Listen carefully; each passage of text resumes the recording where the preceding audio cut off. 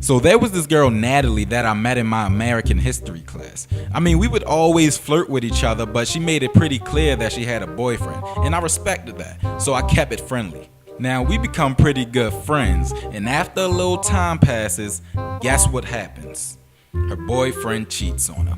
Now, I stepped back from the situation because I didn't want to influence her decision of whether or not she was going to stay with this guy.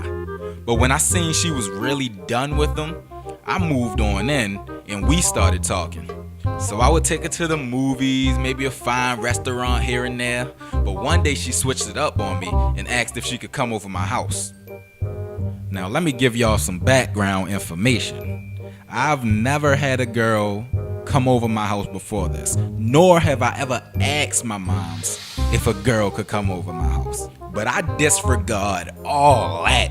And I'm just like, sure, fine, come on, we'll have a blasty blast, let's do this. Mom doesn't have to know. Mom leaves. A little while later, Natalie comes in. Now, fellas, y'all know how it is when girls come to your house for the first time. I mean, it's like dropping them in Africa with a slingshot and no map. They start asking all types of weird questions. Can I walk on these floors? Is that okay? Like, I don't know how y'all work here. Like, I don't know if I can walk on the floors.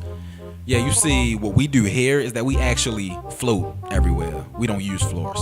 So after I get finished explaining to her how gravity works at my house, we finally get down to just chilling and relaxing. But after a while, she starts to get a little handsy and she hits me. So I hit her back. Little did I know that was just a setup for her to start a whole WWE match with me all up in my room. So we wrestling, and then out of nowhere, she kisses my neck. And as soon as she did that, something turned. She has awakened the beast. Let me tell you, what I did to that neck made Dracula bites look like grandma kisses. I don't know how long we was going at it, but by the time we was done, my lips felt numb and swollen. So I checked my phone, and it's 3 o'clock. Mom's gets off at 4. So I'm like, look, I gotta get ready to take you home, so get yourself together, we gotta go. I'm ready in 2 seconds. It takes her like 30 minutes. But she's finally ready, we can leave, the coast is clear. But then I hear the most terrifying, bone-chilling sound I ever heard in my life.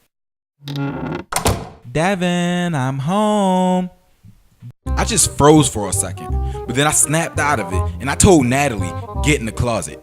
She must have still been in shock because she wasn't doing any moving. So I took her, threw her in the closet, took her stuff, threw that in the closet, found some Axe, started frantically spraying that all over my room, ran out my room, closed the door, just as my mom was coming up the steps. So not to look like a bouncer standing outside a club and be all suspicious, I go into the back room. Next thing I know, I hear my room door open. So I run in there to see what's going on, and my mom's is collecting dirty clothes to wash. I'm like, what are you doing? My mom goes down the basement. So this is finally my chance to get this girl out the house. Have you ever noticed that when you're trying to be sneaky, everything in your house is extremely loud and judgmental?